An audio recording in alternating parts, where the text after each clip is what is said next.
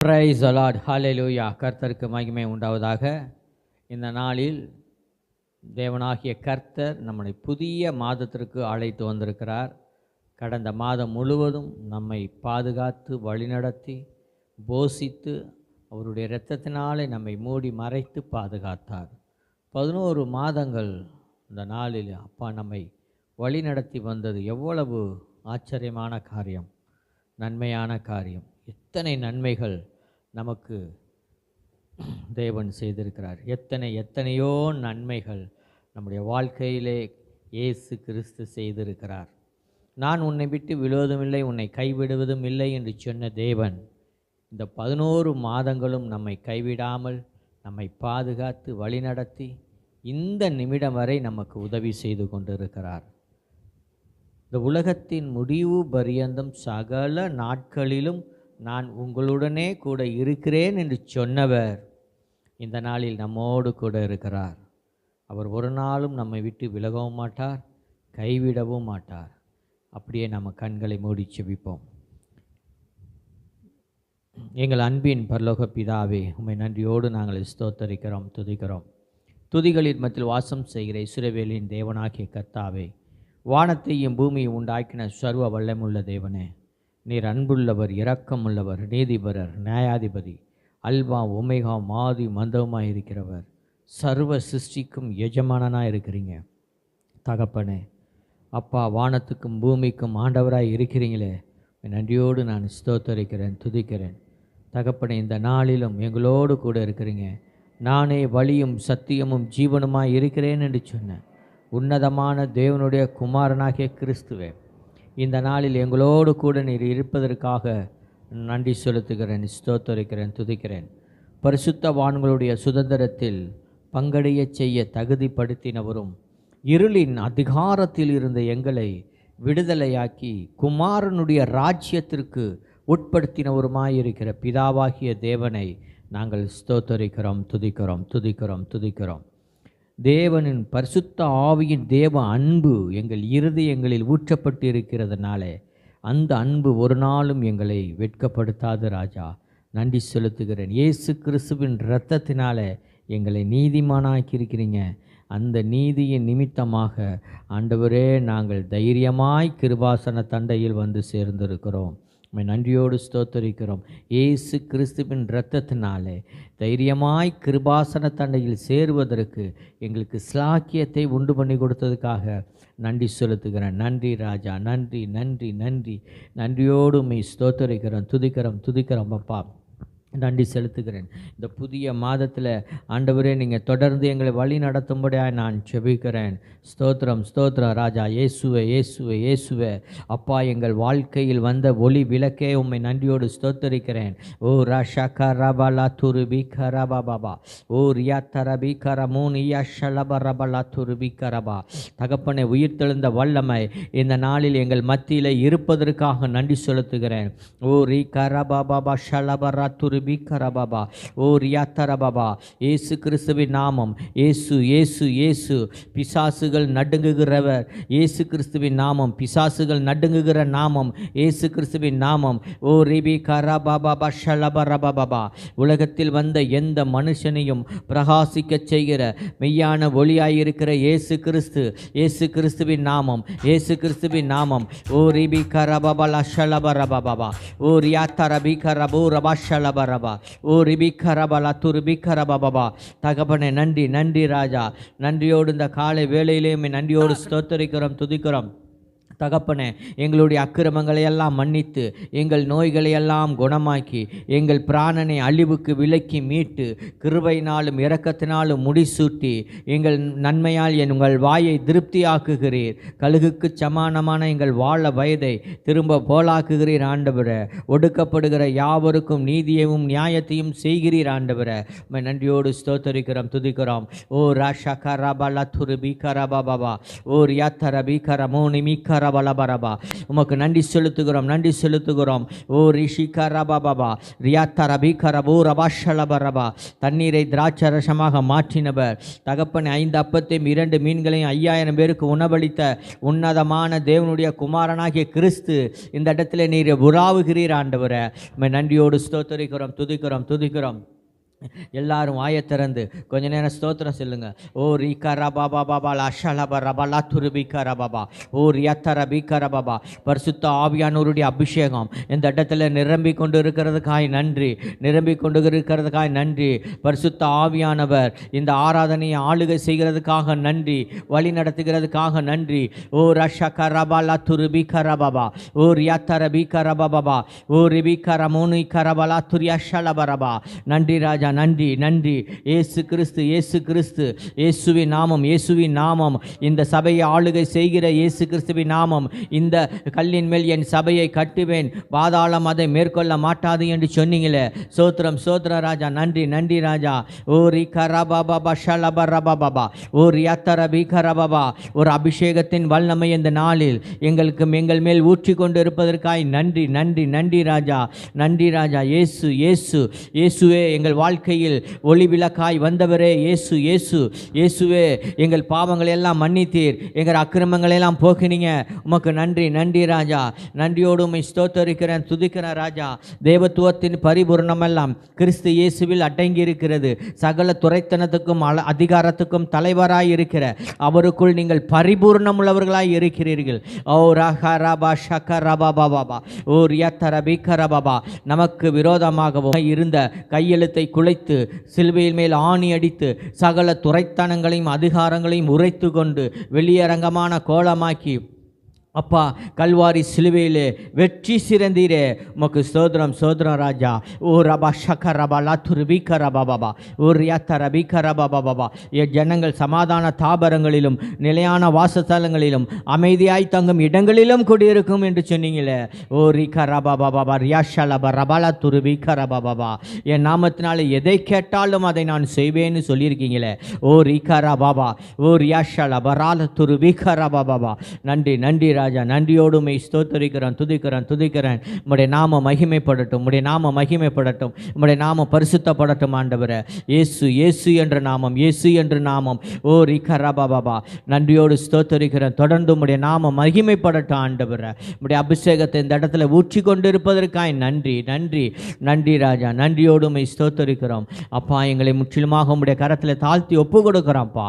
நீங்களே பொறுப்பெடுத்து வழி நடத்துங்க, பொறுப்பெடுத்து வழி நடத்துங்க ராஜா. நன்றியோடு நாங்கள் ஸ்தோத்தரிக்கிறோம், துதிக்கிறோம். அப்பா தகப்பன் இந்த ஆராதனை உம்முடைய கரத்தில் ஒப்பு கொடுக்கிறோம். இயேசு கிறிஸ்து இந்த இடத்துல உலாவுகிறதுக்காக நன்றி. பரிசுத்த ஆவியானவர் ஆளுகை செய்கிறதுக்காக நன்றி. இந்த இடத்துல ஒரு சுத்திகரிப்பு உண்டாகட்டும். இயேசு கிறிஸ்துவின் இரத்தத்தினால் இந்த இடத்தை மூடி மறைக்கிறேன் ஆண்டவரை. நன்றி செலுத்துகிறேன். இன்னும் வருவதற்கு தடையாக இருக்கிற எல்லா தடைகளையும் உடைத்தெறியும்படியாக செபிக்கிறேன். அநேக மக்களை அழைத்து வரும்படியாக செபிக்கிறேன்ப்பா. வருகிறவர்களுக்கு தடையாக இருக்கிற எல்லா தடைகளும் நீங்கி போகட்டும்.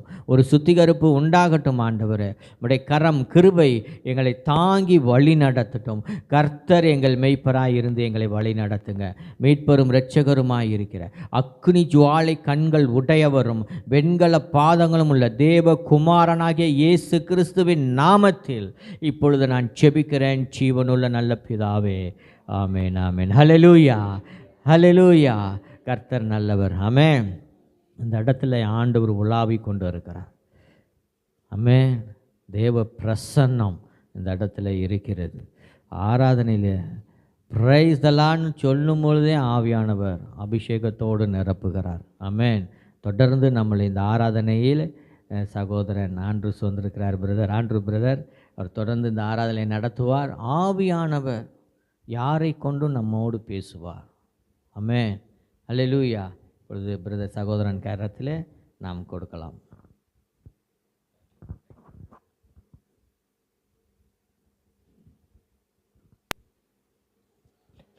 அல்லேலூயா.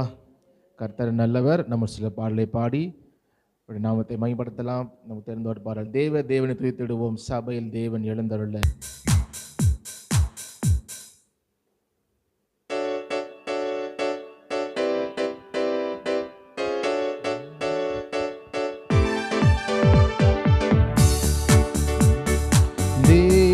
தேவனை துதித்திடுவோம்.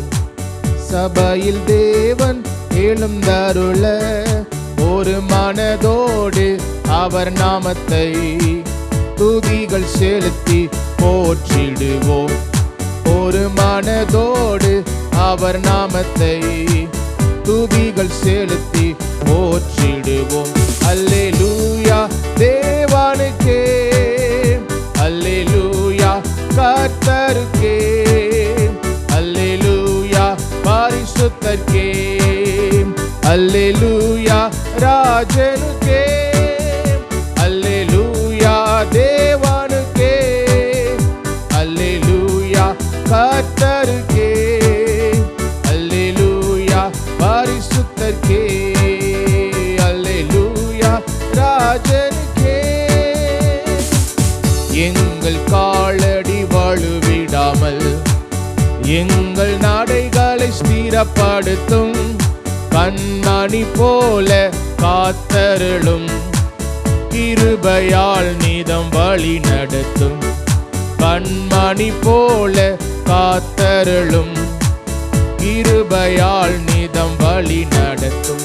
அல்லேலூயா தேவனுக்கே, அல்லேலூயா கர்த்தருக்கே, அல்லேலூயா பரிசுத்தருக்கே, அல்லேலூயா ராஜனுக்கே, அல்லேலூயா தேவனுக்கே, அல்லேலூயா கர்த்தருக்கே, அல்லேலூயா பரிசுத்தருக்கே, அல்லேலூயா ஜனக்கே.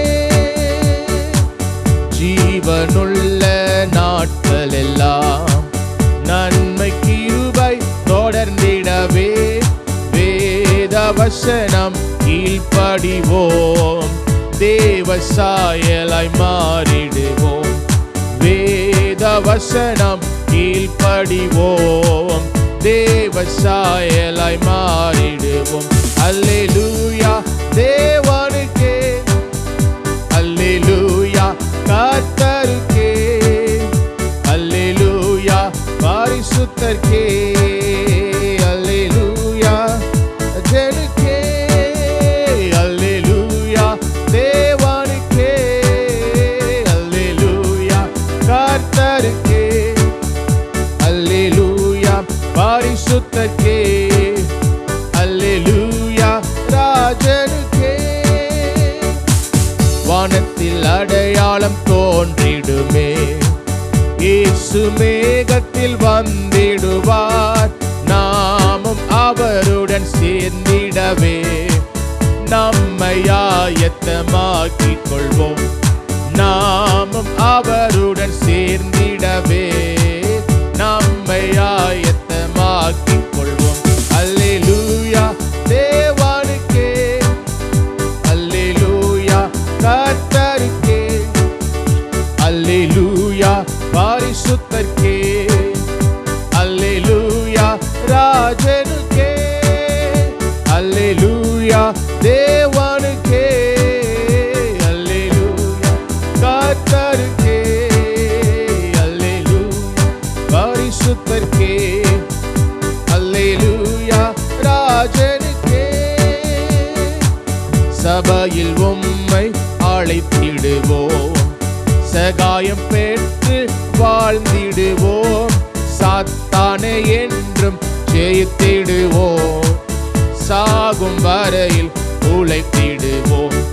சாத்தானை என்றும் ஜெயித்திடுவோம். சாகும் வரையில் உழைத்திடுவோம். அல்லேலூயா தேவனுக்கே, அல்லேலூயா கர்த்தருக்கே, அல்லேலூயா பரிசுத்தருக்கே, அல்லேலூயா ராஜனுக்கே, அல்லேலூயா தேவனுக்கே, அல்லேலூயா கர்த்தருக்கே, அல்லேலூயா பரிசுத்தருக்கே, அல்லேலூயா ராஜனுக்கே. அல்லேலூயா. கர்த்தர் நல்லவர், அவர் நிச்சயமாக தொடர்ந்து நம்மை நடத்துவார். நம்ம இன்னொரு பாடலை கூட பாடி நாமத்தை மகிமைப்படுத்தலாம். எந்த இயேசு எனக்கு நல்லவர், அவர் என்றென்றும் போதுமானவர். ஆபத்தில் வியாதியில் என் பிரயாசங்களில் அவர் என்றுமே போதுமானவர். அவர் நமக்கு எப்பொழுதும் போதுமானவராக இருக்கிறார். அதை நினைத்து மகிழ்ச்சியோடு இந்த பாடலை பாடலாம்.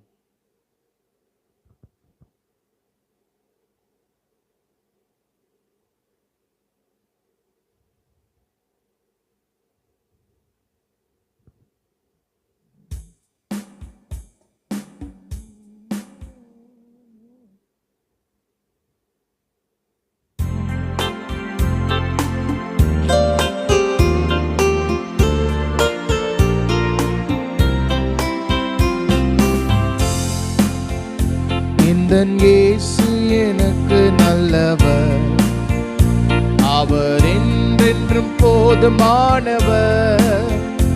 இந்த இயேசு எனக்கு நல்லவர், அவர் என்றென்றும் போதுமானவர். ஆபத்தில் வியாதியில் என் பிரயாசங்களில் அவர் என்றுமே போதுமானவர். ஆபத்தில் வியாதியில் என் பிரயாசங்களில் அவர் என்றுமே போதுமானவர். கல்வாரி மலை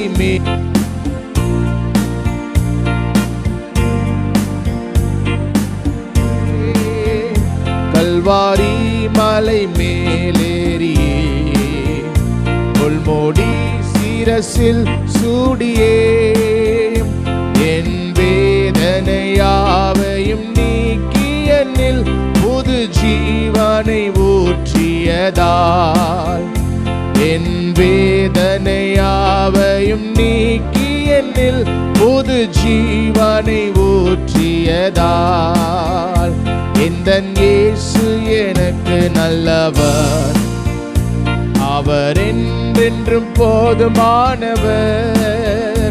இந்த இயேசு எனக்கு நல்லவர், அவர் என்றென்றும் போதுமானவர்.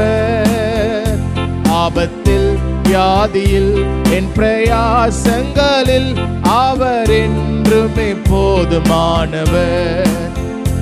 ஆபத்தில் வியாதியில் என் பிரயாசங்களில் அவர் என்றுமே போதுமானவர்.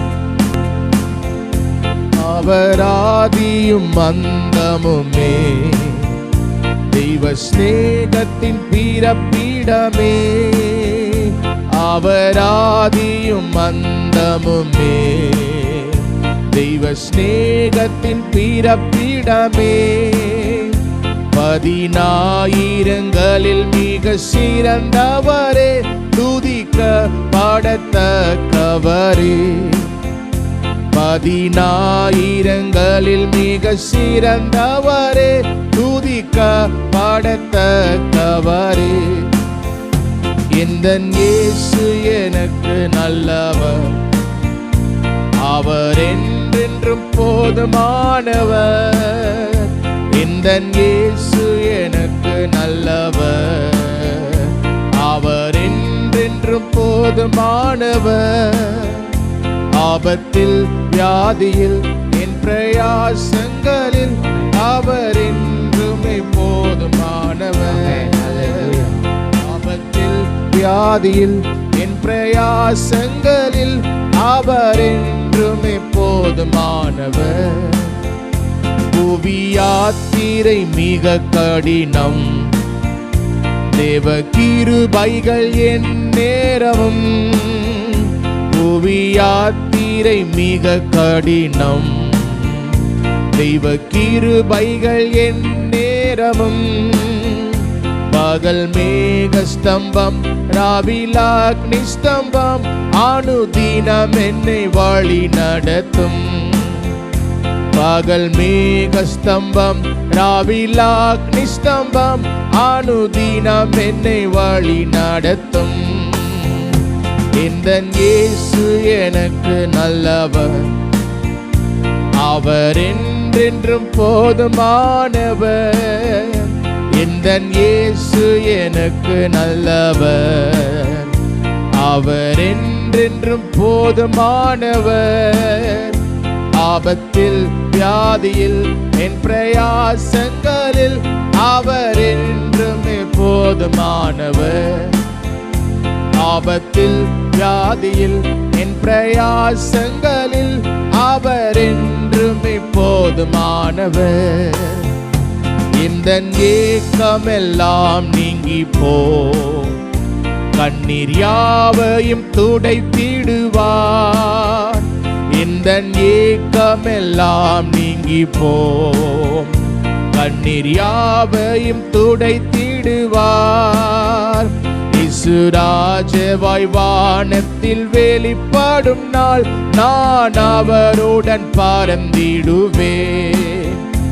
இசுராஜவாய் வானத்தில் வெளிப்படும் நாள் நான் அவருடன் பறந்திடுவேன். எந்தன் இயேசு எனக்கு நல்லவர், அவர் என்றென்றும் போதுமானவர். எந்தன் இயேசு எனக்கு நல்லவர், நல்லவர், அவர் என்றென்றும் போதுமானவர்.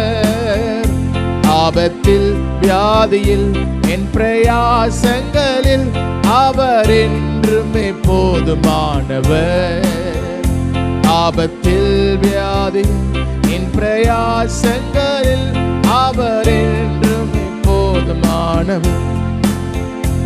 அவர் என்றுமே போதுமானவர் எனக்கு, அவர் என்றுமே போதுமானவர். அல்லேலூயா. அவர் நமக்கு போதுமானவராக எப்பொழுதும் இருக்கிறார். நாம் ஒன்றுக்கும் கவலைப்படாமல் ஸ்தோத்திரத்தோடு கூட நாம் இருப்போம். நிச்சயமாக நம்மை நடத்துவார். நாம் இன்னொரு பாடலை கூட பாடலாம். என் தகப்பன் நீர்தானையா, எல்லாவற்றையும் பார்த்து கொள்வீர். அவர் நம்முடைய தகப்பனாக இருப்பதனால அவருடைய சித்தம் இல்லாமல் நம்முடைய தலையில் இருக்கிற ஒரு முடியும் கீழே விழாது. அதோட ஒரு நிப்பாட்டில் உங்கள் தலையில் இருக்கிற முடியெல்லாம் எண்ணப்பட்டிருக்கிறது. நம்ம நிறைய பேர் நேசிக்கிறோம், அம்மா அப்பா பிள்ளைகள் நேசிக்கிறாங்க, கணவன் மனைவி எல்லாம் நேசிக்கிறோம், எல்லாம் நேசிக்கிறோம், நிறையா செய்கிறோம். ஆனால் என்னைக்காவது முடிய நீர்க்கிறோமா? அந்த அளவுக்கு யாரும் அன்பாலாம் போல. அதுக்கு ரொம்ப கஷ்டம். அன்பா இருக்கிறோம் தான், நம்ம அன்பா இல்லைன்னு கிடையாது. விசாரிக்கிறோம், அவங்கள பண்ணுறோம், எல்லாம் ஒரு அன்பாக இருக்கிறோம். ஆனால் முடிய என்றது கிடையாது. என்ன கஷ்டமான வேலைக்கு எவ்வளோ நேரம் உட்காந்து, அது லட்சக்கணக்கில் இருக்குது, ரொம்ப கஷ்டம். ஆனால் அவர் சொல்கிறார், நான் எண்ணி வச்சிருக்கிறேன் அப்படிங்கிறாரு. அப்போ ஒரு முடிவு இருந்தால் என்ன பண்ண, ஐயோ போச்சேன்னா பாதுறாது. என்னோடய சித்தம் இல்லாமல் வாழ்க்கையில் ஒன்றும் நடக்காது. அதனால் நீ இந்த சந்தோஷமாக என்ன பண்ண, எது வந்தாலும் என்னோட கூட உறவில் ஐக்கியமாக சந்தோஷமாக இரு, பயப்படாத, நடந்துடுமோ விழுந்துடுமோன்ற பயம் வேண்டாம்னு சொல்கிறார். ஸோ அப்போ அவர் அந்த அளவுக்கு நம்முடைய முடிய எண்ணி வச்சிருக்கிறார், நம்முடைய வாழ்க்கை அறிந்திருக்கிறாரு. நமக்கு நாளைக்கு என்ன நடக்குன்னு தெரியாது.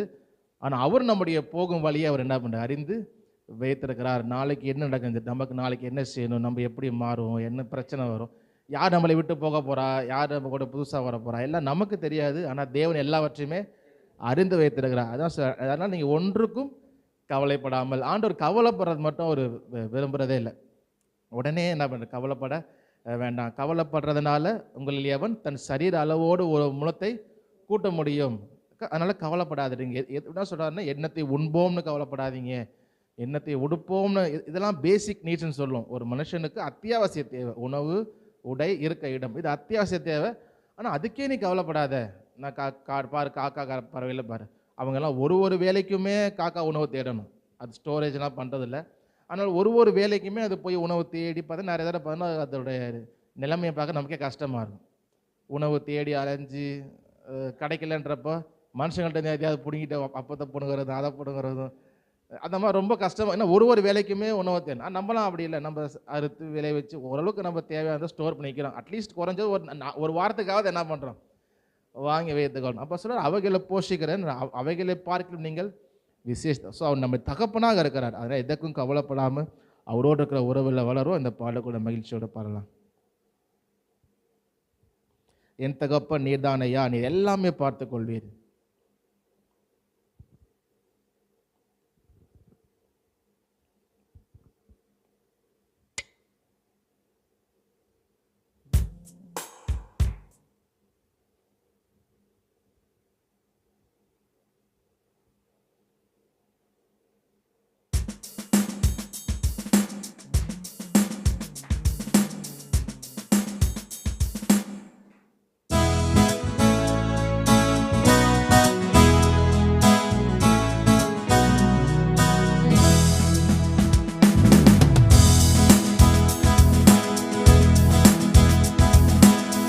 தகப்பன் நீதானையா,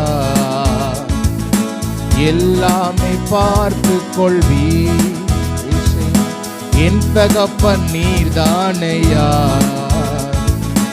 எல்லாமே பார்த்து கொள்வீர்.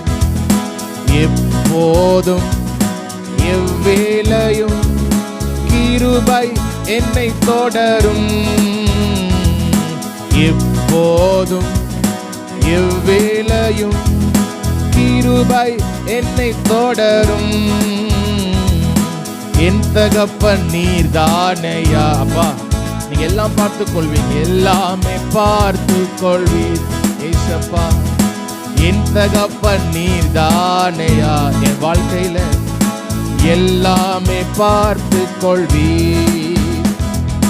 மாண்பு மிக்கவர் நீதானே, மிகவும் பெரியவர் நீதானே. மாண்பு மிக்கவர் நீதானே, மிகவும் பெரியவர் நீதானே. உம்மையே புகழ்வேன் ஓய்வின்றி, உம்மைத்தான் பாடுவேன் வேலத்தோடு.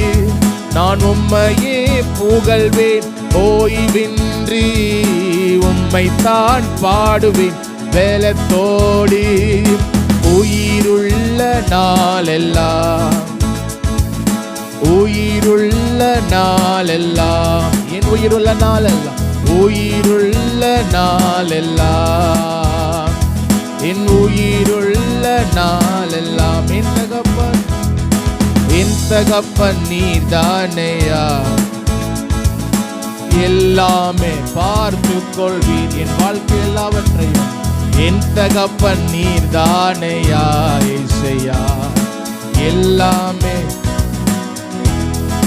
தாழ்ந்தோரை தாழ்ந்தோரை நீர் உயர்த்துகிறீர், வீழ்ந்தவரை நீர் தூக்குகிறீர். தாழ்ந்தோரை நீர் உயர்த்துகிறீர், வீழ்ந்தவரை நீர் தூக்குகிறீர்.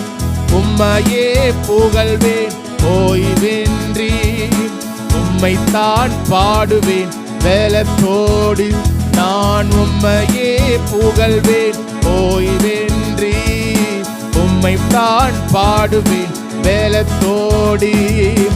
உயிருள்ள நாளெல்லாம், உயிருள்ள நாளெல்லாம், என் உயிருள்ள நாளெல்லாம், உயிருள்ள நாளெல்லாம், என் உயிருள்ள நாளெல்லாம். என் தகப்பன், என் தகப்பன் நீதானையா,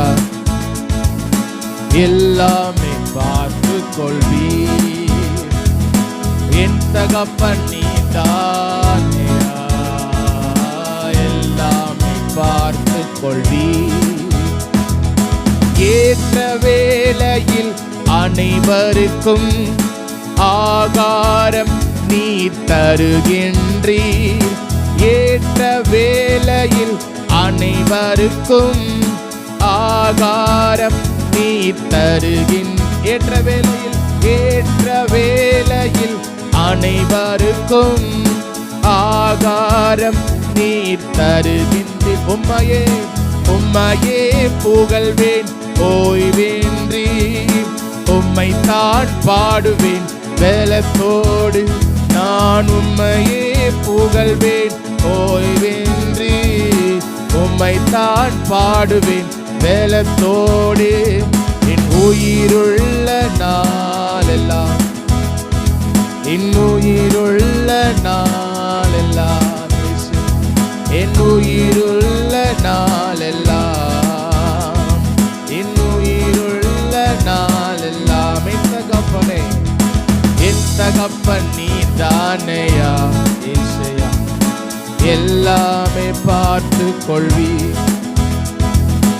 என் தகப்பன் நீதானையா, எல்லாமே பார்த்து கொள்வீர். ஏற்ற வேளையில் அவர் நமக்கு ஆகாரம் தருகிறவராக இருக்கிறார். யார் நம்மை மறந்தாலும் அவர் நம்மை மறப்பதில்லை. இஸ்ரவேல் ஜனங்கள் அவங்க எகிப்திலிருந்து ஆண்டவர் கூட்டிட்டு வரும் பொழுது கானானுக்கு போகிற வழியில் வனாந்திரம் 40 வருஷம். அப்போ அவங்களுக்கு 3 மாதங்களோ 1.5 மாதங்கள் அந்த டேட் இருக்குது. அது வரைக்கும் அவங்க கொண்டு போன சாப்பாடுலாம் சாப்பிட்றாங்க, அப்படியே இருக்கிறாங்க. சாப்பாடு தீர்ந்து போயிடுது. 1.5 மாதத்தில் தீர்ந்து போனோடனே ஜனங்க முறுமுறுக்க ஆரம்பிக்கிறாங்க மோசேட்ட, நாங்கள் சாப்பாட்டுக்கு என்ன பண்ணுவோம் அப்படின்னு. ஏன்னா அவங்களுக்கு என்ன இருக்குது, சாப்பாடுன்னா பூமியிலேருந்து தான் வரணும். ஒன்று மரத்துலேருந்து கனியை பறித்து சாப்பிட்ணும், இல்லை விவசாயம் பண்ணி தான் சாப்பிட்ணும். அப்போ வனாந்திரத்தை எப்படி பண்ண முடியும்? அப்போ புலம்ப ஆரம்பிக்கிறாங்க மோசைகிட்ட. அப்போ மோசை ஆண்டவர்கிட்ட கேட்கும் பொழுது ஆண்டவர் விஷயத்தை அவர் சொல்கிறாரு, ஒரு விஷயத்தை அவங்களுக்கு புரிய வைக்கிறார். உணவு அப்படின்னா பூமியிலேருந்து தான் வரணும்னு இல்லை, பூமியிலே வெறும் மண்ணு தான். எப்படி உணவு வருது? ஆண்டவர் சொன்னார், பூமியானது அது பூண்டுகளையும் கனி விருட்சங்களையும் பிறப்பிக்க முளைப்பிக்க கடவுது அப்படின்னாரு. பூமியிலேருந்து உணவு வருது, இல்லாட்டி வெறும் மண்ணு தான் இருக்கும். வேறு என்ன இருக்கும்? நிலாவில் போய் பாரு, நிலாவில் என்ன தான் இருக்குது? வெறும் மண்ணு தான் இருக்குது. மார்ஸுக்கு போகிறாங்க, மார்ஸில் ஒன்றுமே இல்லை, மண்ணு தான் இருக்குது. சகப்பாராக்கு வாழவே முடியாது அப்படிங்கிறாங்க.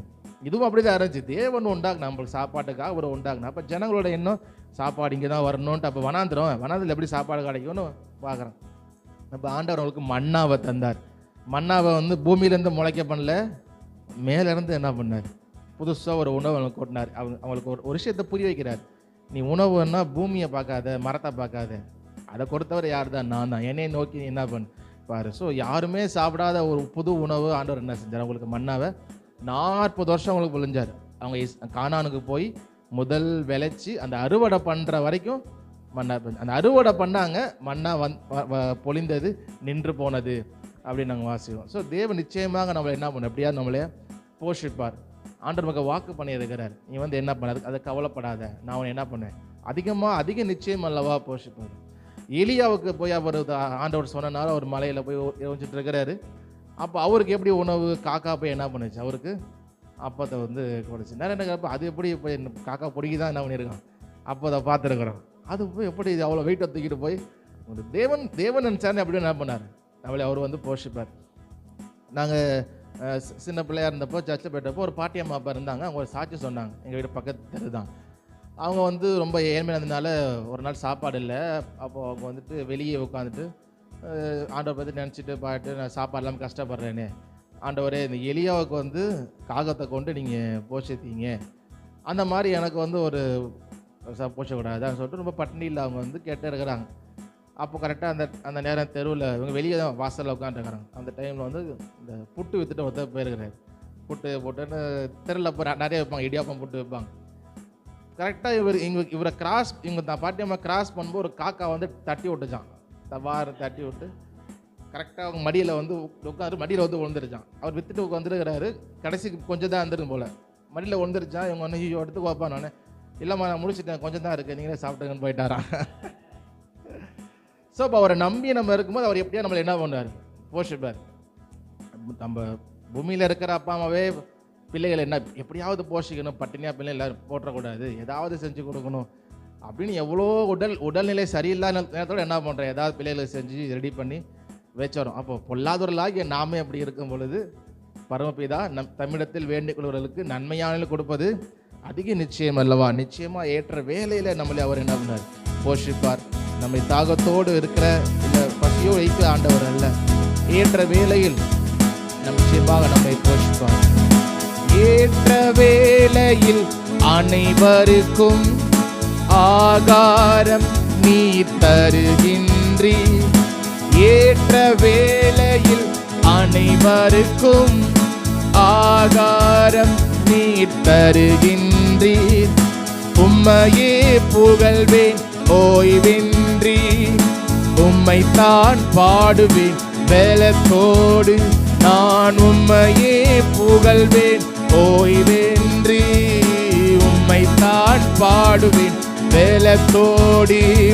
என் உயிருள்ள நாளெல்லாம், என் உயிருள்ள நாளெல்லாம் என் தகப்பன் நீர்தானையா. எல்லாமே பார்த்துக்கொள்ள, எல்லாமே தேவரீர் சகலத்தை அறிந்திருக்கிறேன். என் தகப்பன் நீர்தானே, எல்லாவற்றையும் பார்த்துக் கொள்வீர், எல்லாமே பார்த்து கொள்வீர். நோக்கி கூப்பிடும் யாவருக்கும் தகப்பன் அருகில் இருக்கின்றீர்.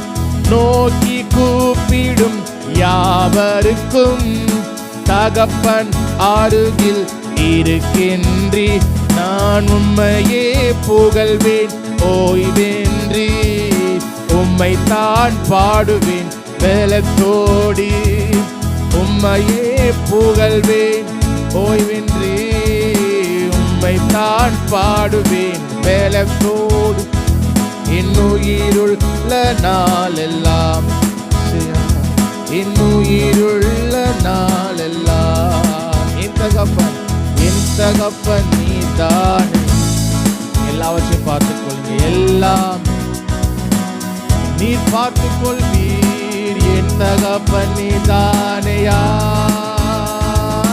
எல்லாமே பார்த்துக் கொள்வீர் என் தகப்பன் நீதானையா எல்லாமே பார்த்துக் கொள்வீர் என் தகப்பன் நீதானையா எல்லாமே பார்த்துக் கொள்வீர். அல்லேலூயா. நிச்சயமாக அவர் எல்லாவற்றையும் வாழ்க்கையில பார்த்துக் கொள்வார். நம்மை நினைத்திருக்கிறார், நம்மை விசாரிக்கிற தேவன். அவர் உங்களை விசாரிக்கிறானபடியால் உங்கள் கவலைகள் எல்லாம் அவர் மேலே வைத்திரு என்று வாசிக்கணும். நம்ம எதையும் மனசுக்குள்ள போட்டு குழப்பிக்க வேண்டாம். எல்லாவற்றையும் அவரிடத்திலே சொல்லி அவரோடு உறவாடி அவருடைய தகப்பன் நம்மோடு கூட இருக்கிறார். அவனோடு சொல்லுது, நீ கவலைப்படாதே, கலங்காதே, திகையாதே, நானே உன் தேவன். எவ்வளவோ இடங்களில் நீ பயப்படாதீர்கள். சிசுகளை நோக்கி ஏன் பயப்படுகிறீர்கள், ஏன் நீங்கள் பயப்பட்டீங்க, நான் உங்களோடு இருக்கிறேன் தானே என்று சொல்லி அநேக முறை நீங்கள் கலங்க வேண்டாம், கவலைப்பட வேண்டாம். சின்ன ரொம்ப வாழ்க்கையில் முக்கியமான மனுஷன் இவ்வளோ பிரயாசப்பட எதுக்கு தான் நல்லா சாப்பிடணும், உடுத்தணும், இந்த அடிப்படை தேவைக்காத மனுஷன் அவ்வளோ உழைக்கிறான். ஆனால் அதுக்கே சொல்லும்போது நீ கவலைப்படாத, நான் அதை போஷன். முதலாவது என்னுடைய ராஜ்யத்தை தேடு, நீ என்னை தேடு, என்னோட ஒரு நல்ல உறவுல இரு, நான் எல்லாவற்றையும் பார்த்து கொள்கிறேன். இந்த பூமியில் தாய் தகப்பன்னு சொல்கிறது போல தான் நல்ல உறவில் அவங்களோட பேச்சு கேட்டு நடக்கும் பொழுது பிள்ளைகளுக்கு வேண்டி எல்லாவற்றையும் தகப்பன் தாயும் செய்கிறாங்க. அவங்களுக்கு சொத்துக்களை சேர்த்து வைக்கிறாங்க, ஆஸ்திகளை சேர்த்து வைக்கிறாங்க, அவங்களுக்கு உண்டான எல்லாவற்றையும் தங்களால் இயன்ற மட்டும் எல்லாவற்றையும் செய்கிறாங்க. அந்த எண்ணம் எங்கேருந்து? தேவன் தமது சாயல்ல மனுஷன் உண்டாக்குனதுனால அவங்க அதை செய்கிறத நம்ம பார்க்குறோம். அதே போல் தேவன் நமக்கு எல்லாவற்றையும் ஆயத்தம் பண்ணி வைத்திருக்கிறார். தேவன் நமக்கு ஆயத்தம் பண்ணின காரியங்களை நம்முடைய கண்கள் காணவில்லை, காதுகள் கேட்கவில்லை, இருதயத்தில் தோன்றவும் இல்லை. ஆனால் ஏற்ற காலத்தை நமக்கு அது வெளிப்படுத்துவார். ஆனால் அது வரைக்கும் ஏற்ற காலம் வரைக்கும் நம்முடைய கைக்குள் அடங்கி இருக்கணும். ஏற்ற காலம், குறித்த காலம் வரைக்கும், ஏற்ற காலம் வரைக்கும், ஏற்ற காலத்தில் அவர் நம்மை உயர்த்தும்படிக்கு அவருடைய பலத்த கைக்குள் அடங்கி இருங்கள். ஏற்ற காலம் வரைக்கும் அடங்கி நம்மளுடைய கை கீழாக அவருடைய பிள்ளைகளாக இருக்கும் பொழுது ஏற்ற காலத்தில் அவர் நமக்கு செய்வேன் என்று வாக்கு பண்ணிடுறதை நிச்சயமாக அவர் செய்வார். நம்மளுடைய வசனத்தையும் அவருடைய வார்த்தையும் உறுதியாகி நம்பியிருப்போம். அவருடைய உறவில் இன்னும் வளரும். ஆண்டவரே நன்றி செலுத்துகிறோம், நம்முடைய வார்த்தைக்காக நன்றி செலுத்துகிறோம். நீங்கள் தகப்பனாக இருக்கிறீங்க, நாங்கள் இன்னும் கூட அதிகமாக உம்மோடு இருக்கிற அன்பில் அந்த ஐக்கியம், அந்த உறவு ஒவ்வொரு நாளும் எங்களுக்கு அதிகமாகட்ட தகப்பனே. நாங்கள் புரிந்து கொள்ள, உம்மோடு இருக்கிற உறவில் வளர, விசுவாசத்திலும் ஐக்கியத்திலும் அன்பிலும் வளர கிருபை செய்யுங்க. எங்களை தாழ்த்தி ஒப்பு கொடுக்கிறோம். நீர் ஒருவரே பாத்திரர். எல்லா துதிகன மகிமை எல்லாம் ஈஸ்வரச்சுக்கிற நாமத்தினாலே உமக்கே எடுக்கிறோம் நல்ல தகப்பனே. ஆமேன், ஆமேன், ஆமேன். ஒரு சில வார்த்தைகளை நம்ம தியானிப்போம். ஓகே, பொதுவாக நம்ம கர்த்தர் ஆராதிக்கிறதுக்காக அது ஒரு சபையாக கூடி வரும் பொழுது, அது எந்த ஞாயிற்றுக்கிழமையாக இருந்தாலும் மற்ற எந்த ஒரு நாளாக இருந்தாலுமே அந்த கூடுகிற நேரத்தில் மிக ஜாக்கிரதையாக இருப்போம். நம்முடைய பேச்சுகளில் ஜாக்கிரதையாக இருப்போம். கண்டதையும் பேச மாட்டோம், தகாததை பேச மாட்டோம். அங்கே இருக்கும்பொழுது அந்த ஆராதனை என்று சொல்லுகிற நேரத்தில் சண்டை போட மாட்டோம், கெட்ட வார்த்தை யாரும் பேச மாட்டோம், தேவையில்லாத அங்கே உட்காந்து பார்க்க மாட்டோம். இது போல் விஷயம் நம்ம அது ஜாக்கிரதையாக இருக்கிறோம். அது செய்யாதது மட்டும் இல்லை, அங்கே செஞ்சிடக்கூடாது அப்படின்னு ரொம்ப ஜாக்கிரதையாக நம்ம இருக்கிறோம். நம்முடைய பேச்சு, நம்முடைய உடை, எல்லாவற்றிலும் நம்ம ரொம்ப ஜாக்கிரதையாக இருக்கிறோம். எப்போனா அந்த ஆராதனை நடக்கிற அந்த நேரத்தில் சபை கூடுவதல், அது எந்த ஜபக்கூட்டமாக இருந்தாலும். ஆனால் ஜபக்கூட்டம் முடிந்த பிறகு வீட்டுக்கு போனதுக்கப்புறம் எப்படி நம்ம இருக்கிறோம்? ஏன் அது ஏன் முக்கியமா? ஆண்டவரை ஆராதிக்கும் பொழுது கூடும் பொழுது தான் இருக்கணும், பக்தியாக இருக்கணும், இதுதான் இருக்கணும். வெளியே ஏன் இருக்கணும்? நம்ம சபையை கூடி வரும் பொழுது ஜாக்கிரதையாக இருக்கிறதை காட்டிலும் வெளியே இருக்கும் பொழுது தான் அதிக ஜாக்கிரதையாக இருக்கணும். ஏன் அப்படின்னா, நம்ம இப்போ கூடி வர்றது எவ்வளோ நேரம்? இப்போ இன்னைக்கு எடுத்துட்டா அப்படின்னா ஒரு 1.5 மணி நேரம். ஒரு நாளைக்கு 24 மணி நேரத்தில் 24ல் 1.5 போச்சுன்னா 22.5 மணி நேரமா? அவ்வளோ நேரம் எங்கே இருக்கிறோம்? நம்ம வீட்லேயோ இல்லை வேலைக்கு ஒரு இடத்துலையோ அங்கே தான் இருக்கிறோம். அப்போ அதிகமான நேரம் நம்ம அங்கே இருக்கும் பொழுது அப்போ எவ்வளோ அதிகமான முக்கியத்துவம் ஜாக்கிரதை அங்கே நமக்கு இருக்கணும். ஒன்று. இன்னொன்று வந்து ஏன் வெளியே நம்ம ரொம்ப ஜாக்கிரதையாகனா, இப்போ சபையாக கூடி வரும்போது அதிகபட்சம் நம்ம எல்லாம் ரட்சிக்கப்பட்டவங்க தான் கூடி வருவோம். அப்போ நம்முடைய பேச்சுமே எப்படி இருக்கும்? நம்ம ரொம்ப தேவையில்லாத பேச மாட்டோம். ஓரளவுக்கு கர்த்தரை குறித்து அதுக்குள்ளே தான் பேசுவோம். ஆனால் உலகத்தில் நம்ம போகும்பொழுது, வேலைக்கெல்லாம் போகும்போது ரட்சிக்கப்படாத நபர்களை நம்ம சந்திப்போம். அவங்க உலக காரியங்கள் இல்லை மற்ற விஷயங்கள், களியாட்டு, இது போல் விஷயங்களை நிறையா பேசுறதுக்கு வாய்ப்பு உண்டு. பக்தி, புதிய ஏற்பாட்டில் பக்தி என்று சொல்லும்பொழுது சபைக்கு போயிட்டு அப்படியே நம்ம எல்லாம் ஆராதிச்சுட்டு வெளியே எப்படி வேணால் இருந்துக்கலாங்கிறது கிடையாது. பழைய ஏற்பாட்டில் இருந்தது வேறு, பழைய ஏற்பாட்டிலுமே அப்படி ஆண்டவர் சொல்ல. ஆனால் பரிசேயர் சதுசேயர்லாம் என்ன பண்ணாங்கன்னா அப்படி தான் இருந்தாங்க. பார்த்தீங்கன்னா, பார்வைக்காக நீண்ட நேரம் ஜெபம் பண்ணி விதவைகளின் வீடுகளை பச்சிக்கிறவர்களாக இருந்தாங்க. நல்ல ஜெபம் பண்ணுறாங்க, நல்ல தசமாக கொடுத்தாங்க, சர்ச்சு கட்டுறதுக்கு பில்டிங் ஃபண்டெல்லாம் கொடுத்தாங்க. ஆனால் என்ன இல்லை, இது முக்கியமான அன்பு ஆவியின் கனிகள்லாம் என்ன இல்லை அவங்களுக்கு இல்லை. அந்த கோயில் அப்படின்ற எண்ணம் தான் அவங்களுக்கு இருந்தது. இப்போ இயேசு அவங்களை குறித்து சொல்லும்போது சொல்கிறாரு, நீங்கள் வந்து வெந்தயத்திலும் ஓர்த்தலாம்பிலும் சீரகத்திலும் தசமாக செலுத்துறீங்க, நல்லது. ஆனால் நியாயப்பிரமாணத்தில் இருக்கிற விசேஷித்தவைகளாகிய ஸ்பெஷல் அப்படிங்கிறார். இதெல்லாம் நார்மலாக எல்லாம் செய்கிறது தான், செய்யணும் தான். ஆனால் இதோட ஸ்பெஷல் என்னென்னா நீதியையும் இரக்கத்தையும் விட்டுட்டீங்க. அப்போ பழைய ஏற்பாட்டிலையும் ஆண்டவர் வந்து அந்த நேரத்தில் கொண்டுட்டு போயிரு, அப்புறம் இஷ்டம் போல் இருன்னு அவர் எங்கே வந்து சொல்ல. ஆனால் ஜனங்க நிறைய பேர் அப்படி இருந்தாங்க. புதிய ஏற்பாட்டிலையும் வாசிக்கிறப்போ யாக்கோபு சொல்லும்போது சொல்கிறாரு, பக்தி, நம்முடைய பக்தி அப்படின்னா என்னென்னா உலகத்தால் கரைப்படாதபடிக்கு நம்மளை காத்து கொள்கிறது தான் சுத்தமான பக்தி. அப்போ பக்தி அப்படின்னு புதிய ஏற்பாட்டில் சொல்லும்போது ஏதோ கூடுகிற நேரத்தில் மாத்திரம் இல்லை, அந்த நேரம் மட்டும் பரிசுத்தமாக இருக்கிறது இல்லை. அதை விட அதிகமாக ஜாக்கிரதை நமக்கு எங்கே இருக்கணும் அப்படின்னா, வெளியே இருக்கும் பொழுதும், காலேஜுக்கு போகும் பொழுதும், வேலைக்கு போகும் பொழுது தான். ஆனால் அதிகமான நேரத்தில் நம்ம வந்து கொஞ்சம் கேர்லெஸ்ஸாக, நிறைய பேர் பார்த்தீங்கன்னா அந்த ஆராதனை முடிகிற வரைக்கும் அப்படியே கட்டி போட்டவங்க மாதிரி அப்படியே இருப்பான். சில நேரத்தில் இந்த சின்னம்மெல்லாம் ஸ்கூலில் போய் உட்கார வச்சுட்டு வேற முடிஞ்சவொடனே பார்த்தீங்கன்னா தாங்க முடியாது அண்டு உருண்டு பிறண்டு பையை கொடுத்துட்டு குதிப்பாங்க. அது மோஸ்ட்லி இந்த எல்கேஜி யூகேஜி விடுப்பாங்க. ஏன்னா வீட்டில் ஃப்ரீயாக இருந்து ஓடி ஓடியாந்து ஒரு 5-7 மணி நேரம் அப்படியே உட்கார வச்சு பையை கொடுத்துட்டு குதிப்பான், ஓடுவான். ஏய் நில்றா, இறங்க, நாங்களாம் ஏறாதடா, மரத்தில் ஏறாதடா அப்படின்னு வர. அந்த ஒரு 3 வருஷம் அப்படி இருக்கும்.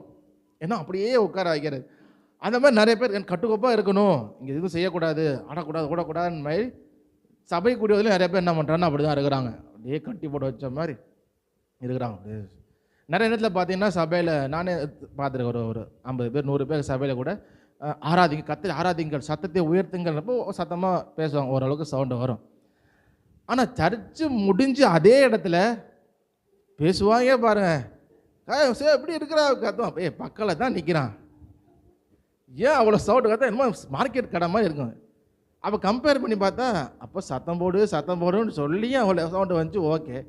இப்போ சத்தம் போடாதான்னு சொல்லியே அவ்வளோ சவுண்டு வருது. அவ்வளோ கட்டுக்கோப்பா அப்படி பேசணும், அப்படி இருக்கணும்.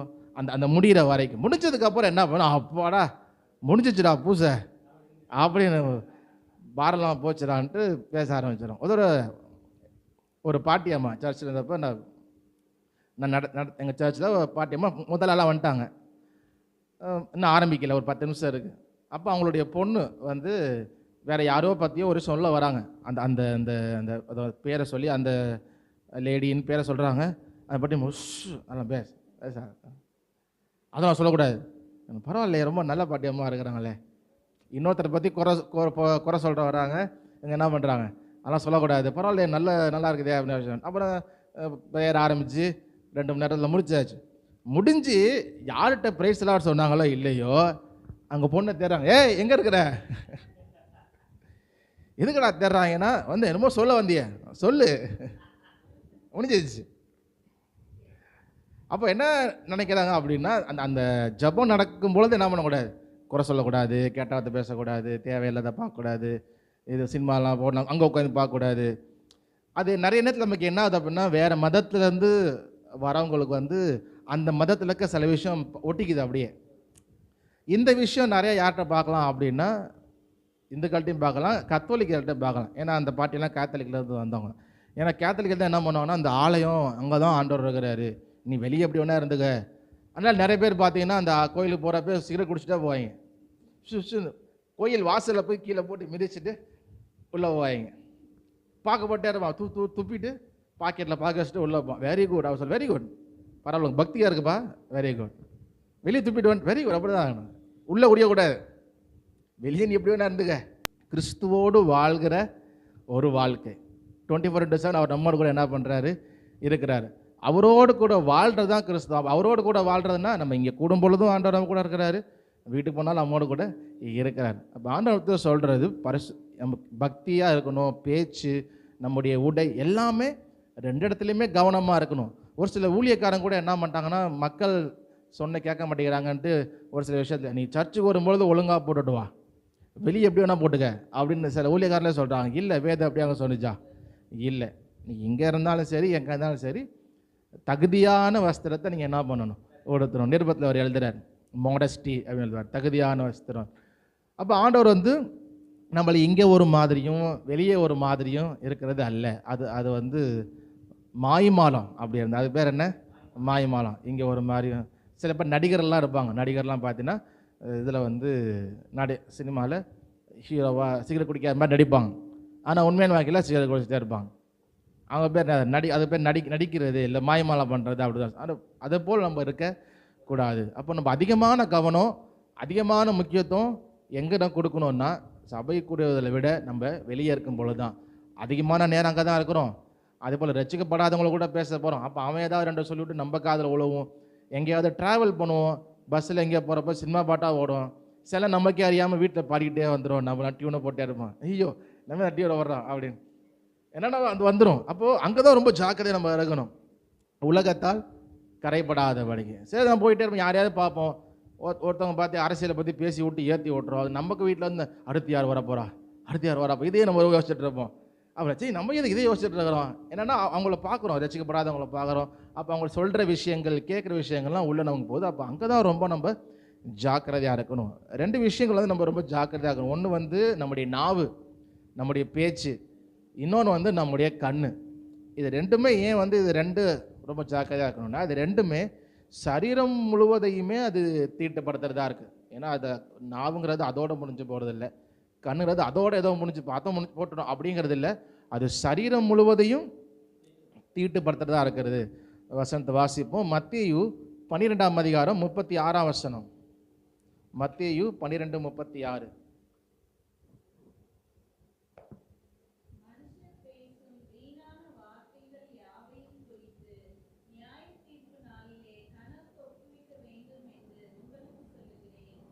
இயேசு கிறிஸ்து சொல்லுகிற வாசனை நம்ம பார்க்குறோம். நியாய தீர்ப்பு நாளில் எதை குறித்து கணக்கு ஒப்பு கொடுக்கணுமா? நம்ம பேசுகிற பேச்செல்லாம் கணக்கு இல்லை, வீணாக பேசுகிற வார்த்தைகளுக்கு நியாய தீர்ப்பு நாளில் என்ன செய்யணும்? கணக்கு ஒப்புவிக்கணும். அப்போ நம்ம பேசுகிற எல்லா விஷயத்தையும் கணக்கு ஆண்டவர் எடுக்க போகிறதில்ல, கேட்க போகிறதில்ல. நம்ம நிறைய பிரோஜனமான காரியங்களை பேசுகிறோம், அதெல்லாம் கணக்கில் இல்லை. எதை குறித்து நியாய தீர்ப்பு கணக்கு கொடுக்கணுமா? வீணான வார்த்தைகள், தேவையில்லாத புரோஜனம் இல்லாத வார்த்தைகள் கணக்கு கொடுக்கணும். அப்போ அங்கே போனால் தான் தெரியும், நியாயத்தீர்ப்பு நாளில் தான் என்னென்ன பேசி வச்சுருக்கோம் தேவையில்லாமல் வேஸ்ட்டாக அப்படி. அநேக நேரங்கள் நமக்கே தெரியும் இது தேவையில்லாத விஷயம்னு தெரியும், இருந்தாலும் டைம் பாஸுக்கு பேசுவோம். சரி நம்ம பேசுவோம், 1 மணி நேரம் அதான் பேசுவோம். பேசிட்டு இது ஒன்று பேச எடுத்துக்காத, நான் சும்மா சொன்ன விட்டுரு அப்படி நம்மளே சொல்லிடுறோம். அவ்வளோ நேரம் பேசி நம்மளே பேசிட்டு சும்மா சொன்ன அதெல்லாம் சும்மா விட்டுரு. ஆமாம், என்ன டைம் பாஸுக்கு பேசுவோம். என்னென்னா வீண் வார்த்தைகள், அதனால் ஒரு பிரயோஜனமும் இல்லை அப்படின்னு தெரிஞ்சுமே சில என்ன பண்ணுறோம், டைம் பாஸுக்கு பேசுகிறோம். இல்லை சில நேரத்தில் மனுஷனை புகழ்கிறதுக்கு அவனை முகதிஷ்டிக்கோ இல்லை ஐஸ் வைக்கிறதுக்கு போய் இந்த மாதிரி சொல்லலாம், அப்படி சொல்லலாம். மனுஷனை பிரியப்படுத்துறதுக்கு அடிச்சு விடுவோம், நீங்கள் அப்படிங்க இப்படிங்க எப்படிங்க, ஆனால் ஃபுல்லாக மனசுல வேற ஒன்று சொல்லுவான். அப்போ நமக்கே தெரியும் இது வேஸ்ட்டு தான் தெரியும், இருந்தாலும் வேறு வழி இல்லை, நம்ம அவனால் ஒரு ஆதாயம் இருக்குது ஏதோ ஒரு இருக்குன்னா அதை போல் பேசுகிறோம். ஆனால் வீண் வார்த்தைகள் நமக்கு தெரியும். அப்போ வீணான வார்த்தைகள் யாவையும் குறித்து நியாய தீர்ப்பு நாளில் கணக்கு. அப்போ நம்ம எவ்வளோ ஜாக்கிரதையாக இருக்கணும். மோஸ்ட்லி சபையில் நம்ம வீண் வார்த்தை பேச மாட்டோம், ரொம்ப கேர்ஃபுல்லாக தான் இருப்போம். அது ஏற்கனவே நமக்கு இருக்குது. ஏன்னா சபையில் ஜாக்கிரதைக்கா நல்லது தான், அது இல்லைன்னு சொல்ல. ஆனால் வெளியே தான் நமக்கு அது இல்லை, ஆனால் அங்கே தான் அதிகமாக இருக்கணும். அப்போ வீட்டில் பேசும்பொழுது, மற்ற இடத்துல பேசும்போது ரொம்ப ஜாக்கிரதையாக நம்ம இருக்கணும். வீண் வார்த்தைகளை பேசக்கூடாது. இன்னொரு வசனோட வாசிக்கலாம். 1 தீமோத்தேயு 4:7. 1 தீமோத்தேயு 4ஆம் அதிகாரம் 7ஆம் வசனம்.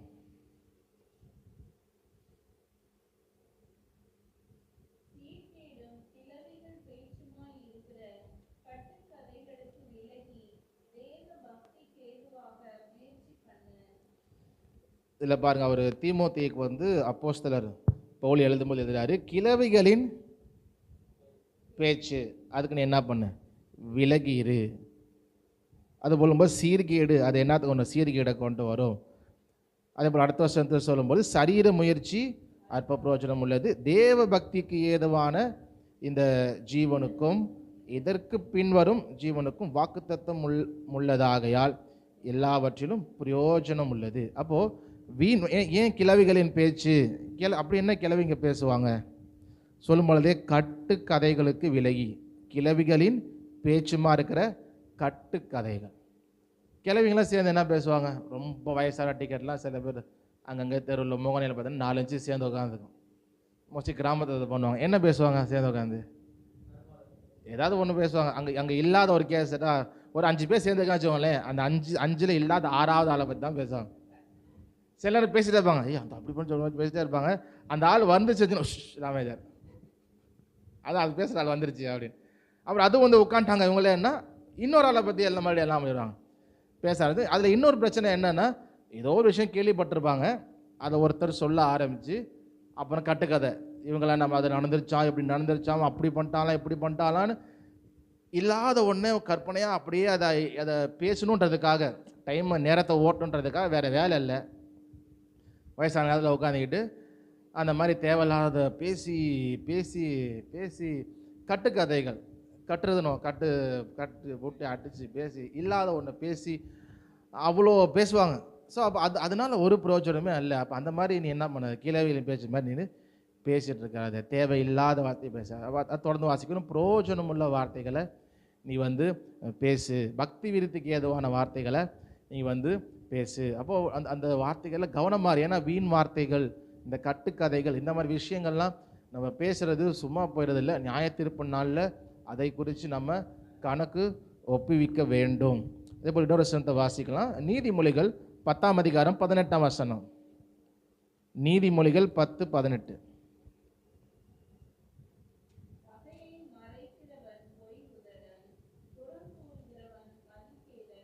புறம் கூறுகிறவன் மதிகேடன்.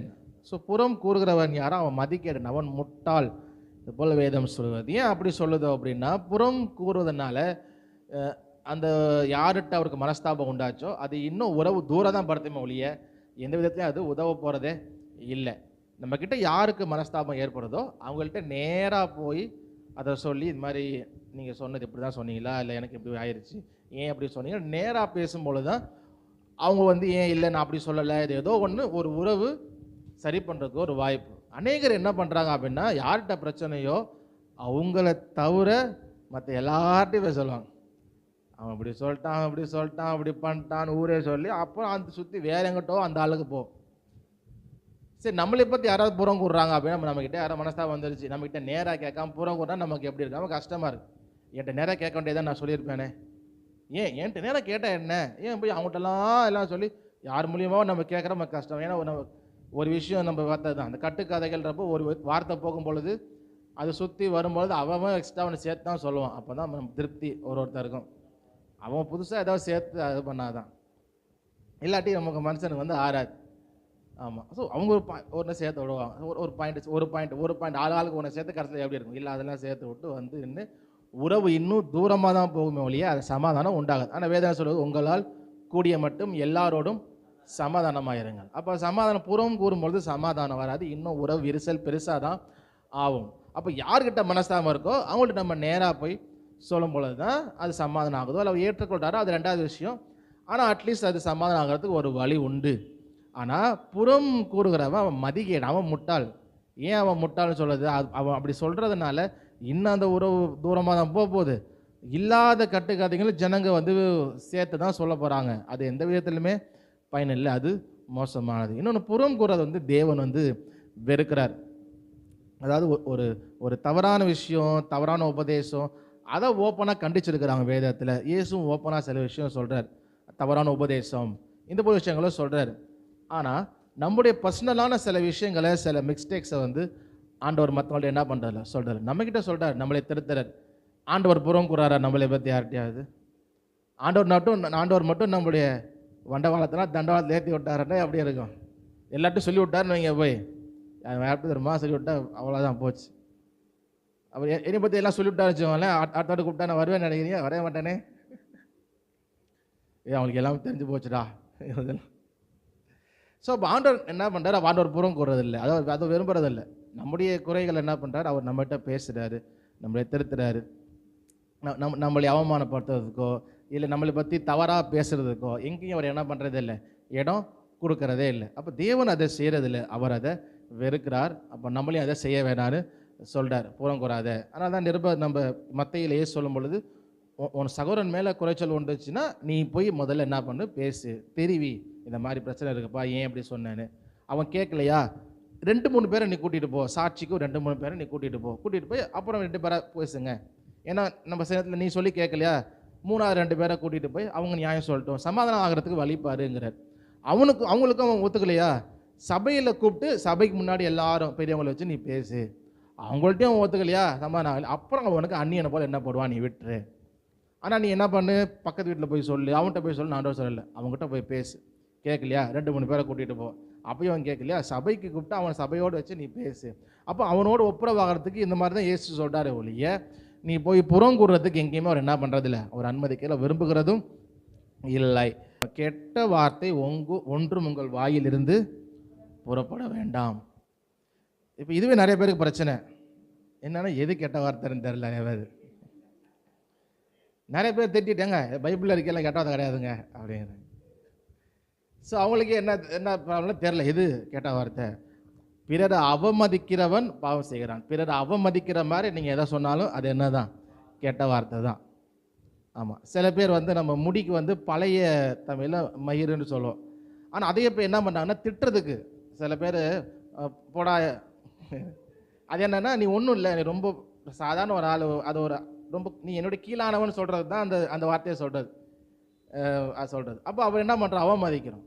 நமக்கு என்ன பிரச்சனையோ அதை நேராக பேசுகிறான். இது மாதிரி செஞ்ச சரியில்லைன்னு அப்படி பேசுறது வேறு. அப்போ அவனை நீலாம் ஒன்றுமே இல்லை, நீலாம் யாரா, நீனா அந்த கொஞ்சம் நீலாம் நான் பெரியவன் சொல்கிறதுக்காக என்ன பண்ணுறது, அவங்கள இந்த இதை சொல்லி திட்டுறது. சில பேர் நீங்கள் சொல்லி திட்டிட்டு பைபிள்லேயே மயிர் இருக்குது, நல்லா கேட்டாது இல்லையா அப்படின்றான்.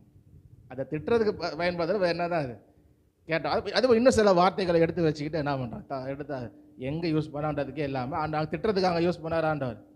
உங்கள் தலையில் இருக்கிற மயிரெல்லாம் எண்ணப்பட்டு இருக்கிறது, அது நார்மல் வேர்டு தான். இப்போ முடிங்கிறதுக்கு முன்னாடி மயிர் தான் யூஸ் பண்ணிட்டு இருந்தாங்க. ஆமாம், இப்போ அம்மான்ற வார்த்தைக்கு முன்னாடி ஆத்தான் யூஸ் பண்ண மாதிரி அது பழைய தமிழ் தான்.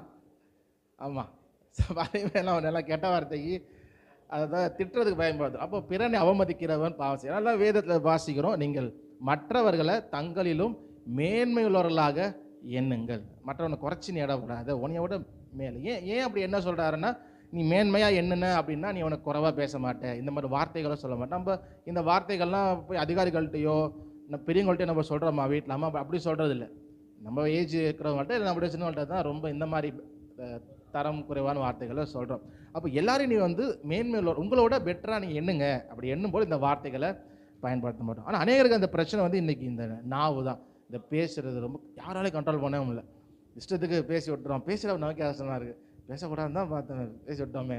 சில பேர் ப்ரெஷர் ஏறி போயிடுது, சில பேர் டென்ஷன் ஏறி போயிடுது, கோபத்தில் சில பேர் வந்து பேசிடுறோம். உண்மையிலே கஷ்டம்தான். ஏன் கஷ்டம் வாசிப்போம். யாக்கோபு 3ஆம் அதிகாரம் 5ஆம் வசனம் வாசிப்போம். யாக்கோபு 3:5.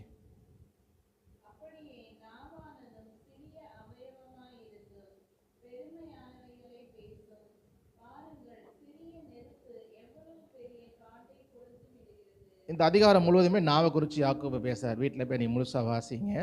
அவர் சொல்லும்போது அப்படியே பாருங்களேன், இந்த நாவானது சிறிய அவயவமாக இருக்குது, பார்க்குறதுக்கு சின்னோண்டாக தான் இருக்குது. ஆனால் என்ன பண்ணும், பெருமையானவைகளை பேசும். இந்த சிறிய நெருப்பு எப்படி காட்டையே கொளுத்திடுதோ அதே போல் நாவும் நெருப்பு தான். அது அணிந்து நேர்ந்த உலகம் அப்படியே சொல்லிக்கிட்டே வர 8ஆம் வசனத்தில் பார்த்தீங்கன்னா, நாவை அடக்க ஒரு மனுஷனாலும் கூடாது, முடியாது. ஆமாம், அடக்க முடியாது, ஒரு மனுஷன் அடக்க முடியாது, ரொம்ப கஷ்டம். இப்போ நம்மளுமே சொல்லுவோம் இப்படி இருக்கக்கூடாது இருக்கக்கூடாது சொல்லுவோம்.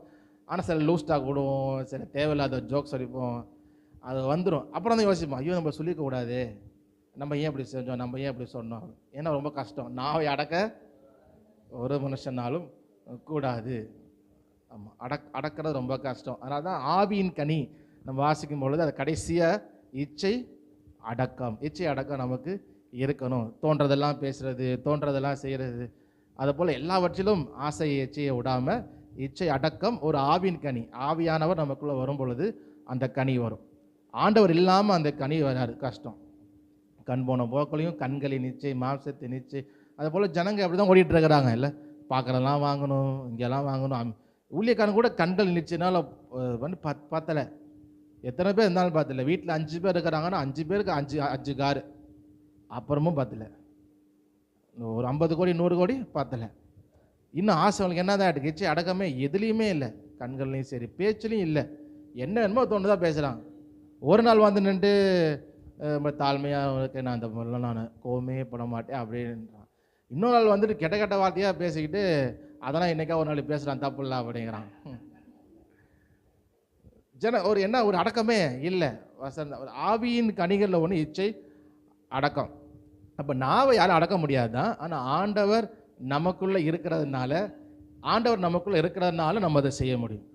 எல்லாத்தையும் கஷ்டம், பட் ஆண்டவர் நமக்குள்ளே இருக்கிறதுனால நம்மளை என்ன செய்கிறாரு, அதை வந்து பக்குவப்படுத்துறாரு. சில விஷயம் நம்ம தடுக்கிறார், சில விஷயம் நம்ம சில நேரம் நமக்கு அது ஃபீல் பண்ணியிருக்கோமா தெரியல, நான் ஃபீல் பண்ணேன். சில விஷயம் பேசும்பொழுது ஓவராக போகிறேன், நிப்பாட்டிக்க இதோட இவ்வளோ தூரம் வந்துடும். நிறைய நேரம் வந்து என்ன சொல்கிறேன், சில அந்த மாதிரி விஷயங்களை ஸ்டாப் பண்ணியிருக்கிறேன். சில நேரத்தில் சில வார்த்தைகள் என்ன சொல்கிறேன், கெட்ட வார்த்தைகள் வீண் வார்த்தைகள் பேசுகிறது ஒன்று. இன்னும் சில நேரம் ஒரு நல்ல வார்த்தையை தவறான இடத்துல தவறான சூழ்நிலையில் சொல்கிறதும் பிரச்சனையில் கொண்டு போய் விட்டுரும். அப்போ ஆண்டவர் எல்லாவற்றையும் நம்ம பாதுகாக்கிறார். நம்ம எப்படி பேசணும், அப்போ நன்மையானவைகளை, பிறருக்கு புரோஜனமானவைகளை, பக்தி விருத்திக்கு ஏதுவான நல்ல வார்த்தை உண்டானால் அவைகளையே பேசுங்கள். இந்த இந்த கலாய்க்கிறது, இந்த பரியாசம் பண்ணுறது, இந்த மாதிரி விஷயங்கள்லாம் இயேசு செய்யலை, அப்போஸ்தலர்களும் செய்யலை, எங்கேயுமே அந்த ஒரு இடத்துல கூட இல்லை. இன்றைக்கு நம்ம மனுஷங்க நமக்கு பிரியப்படுறனால அந்த மாதிரி சில லூஸ் டாக் உருவமே ஒழிய இந்த லூஸ் டாக் வேதத்தில் எங்கேயுமே கிடையாது. அவங்க அப்போஸ்தலர்கள் அந்த மாதிரி செய்யவே இல்லை. கர்த்தருடைய வார்த்தையை பேசினாங்க, புரோஜனம் உண்டான வார்த்தையில் பேசினாங்க. அவங்களை கடிந்து கொள்ளும் பொழுதும் புரோஜனம் இல்லாமல் தான் கடிந்து கொள்கிறாங்க. சும்மா கோவத்தில் ஏதோ ஒரு வார்த்தையை அடித்து வர்றதில்லை. சத்தியத்துக்காக அவங்க என்ன பண்ண வைராக்கியமாக இருந்தாங்க, கடிந்து கொண்டாங்க, நல்ல விஷயங்களை சொன்னாங்க, போதிச்சாங்க. லூஸ் டாக் விடவே இல்லை. ஏன் அப்படின்னு நம்முடைய வார்த்தைகள் வந்து கவனமாக இருக்கணும். நாம் அடக்க முடியாது தான், ஆனால் ஆண்டவர் நமக்குள்ளே இருக்கிறனால அதை அடக்க முடியும். ஸோ அப்போ எப்படி தான் பண்ணுறது, நல்லதை பேசணும், நல்லதை செய்யணும் அப்படின்னா அப்போ எப்படி பேசுறதுன்னா ஒரு வழி இருக்குது. இல்லை கண்களை நிச்சயம் போதே, கண்ணை வந்து எப்படி கண்ட்ரோல் பண்ணுறது. மத்தேயுல வாசிக்கிறோம், கண்ணானது சரீரத்தின் விளக்காக இருக்கிறது. உன் கண் தெளிவாக இருந்தால் சரீரம் முழுவதும் வெளிச்சமாக இருக்கும், உன் கண் கெட்டதாக இருந்தால் சரீரம் முழுவதும் இருளாக இருக்கும். எப்படி நாவு வந்து சரீரம் முழுவதும் கரைப்படுத்துகிறோம், அதே போல் கண் என்ன பண்ணுது, சரீரம் முழுவதும் இருளாக்கிறோம். சரி, அப்போ எப்படி தான் சரி பண்ணுறது இந்த கண் நோயில் எப்படி சரி பண்ணுறது அப்படின்னா ஒரு வழி இருக்குது. வாசிப்போம். மத்தேயு 12ஆம் அதிகாரம் 34ஆம் வசனம். மத்தேயு 12:34.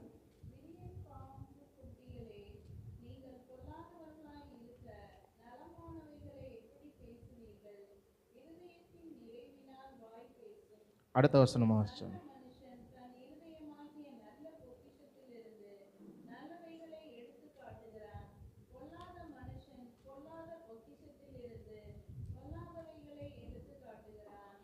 இதில் பாருங்கள், இயேசு கிறிஸ்து சொல்லும் பொழுது இந்த பரிசேயர் சதுசேயர்லாம் அவர் கூட இருக்கிறப்போ இந்த வார்த்தைகள் வந்து சொல்கிறார். விரியின் பாம்பு குட்டிகளே, நீங்கள் பொல்லாதவர்களாக இருக்க நலமானதை எப்படி நீங்கள் பேசுவீங்க, இருதயத்தின் நிறைவினால் வாய் பேசும். நல்ல மனுஷன் இருதயமாகிய நல்ல பொக்கிஷத்திலிருந்து நல்லவைகளை எடுத்து காட்டுகிறான், பொல்லாத மனுஷன் பொல்லாத பொக்கிஷத்திலிருந்து பொல்லாதவைகளை எடுத்து காட்டுகிறான். அப்போது நாவு வந்து அதுவாக பேசுறது கிடையாது.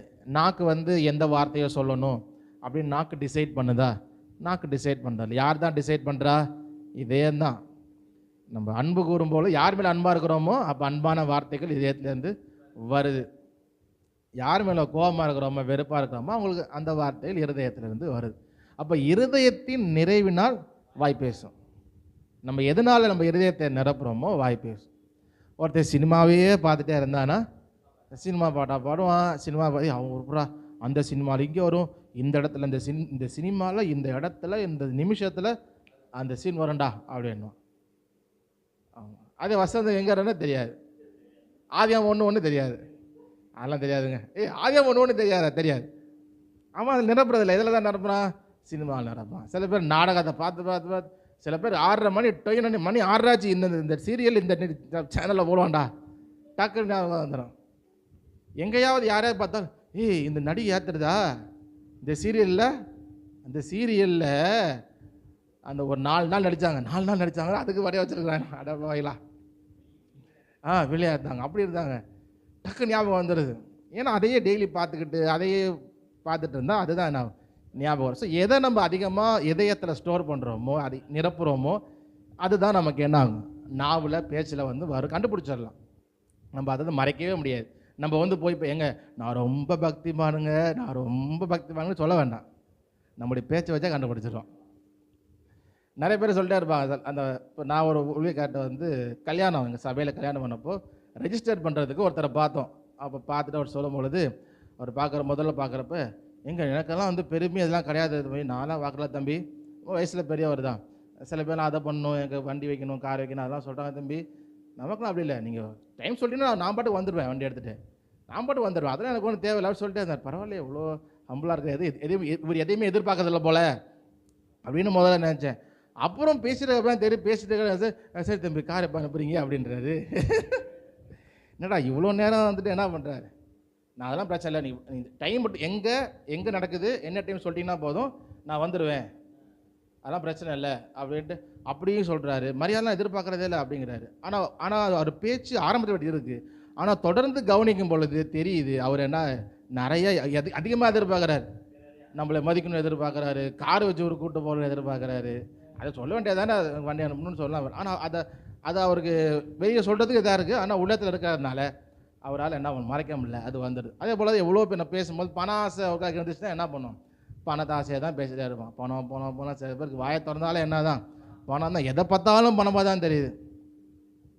எந்த அளவுக்கு மனுஷன் பண ஆசை வழியில் வருதுன்னா பாருங்கள், இயேசு கிறிஸ்து ஒரு வீடு வாடகைக்கு எடுத்து வைத்திருந்தார், ஒரு ஊழியக்காரர் சொல்கிறார்.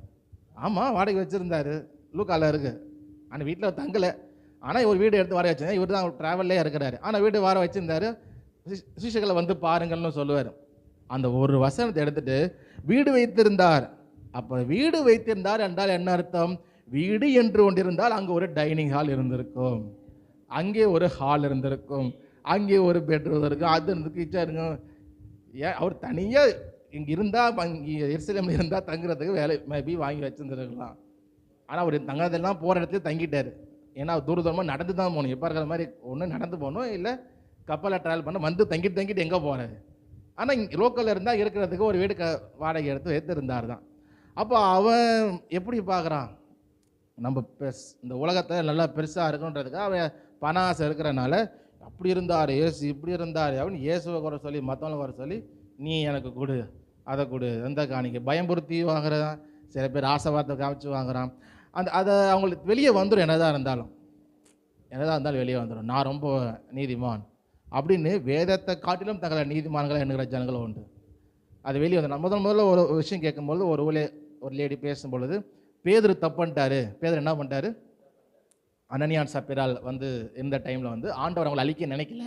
பேதுரு கோபத்தினால என்ன பண்ணிட்டாரு, அவர் அழிச்சிட்டார். பேதுரு செஞ்சது தப்பு அப்படின்னு ஒரு அவங்களை கர்த்தர் ஏற்படுத்தின ஊழியக்காரியம் அவங்க என்ன பண்ணுறாங்க, பேசுகிறாங்க. அந்த இடத்துல பேதுரு அவங்கள கொண்டாரு, நீங்கள் பரிசுத்த ஆவின் இடத்துல நீங்கள் என்ன பண்ணீங்க, தேவன் இடத்துல பொய் சொன்னான்னு சொன்னோன்னா அவர் கொள்றதுக்கு யாருக்குமே அதிகாரம். அவங்க பொய் சொன்னதுனால அவங்க சேர்த்து விழுந்தாங்க. தேவன் அவர்கள் அங்கேயே அடித்தார். ஏரோது அதே டைமில் ஏரோதும் அங்கே நம்ம தூதன் அடிக்கிறத பார்க்குறோம். அப்போது அவங்க இறந்ததுனால சபையில் ஒரு பயம் உண்டாயிட்டு, ஆனால் தேவன் தான் அதை செய்கிறார்.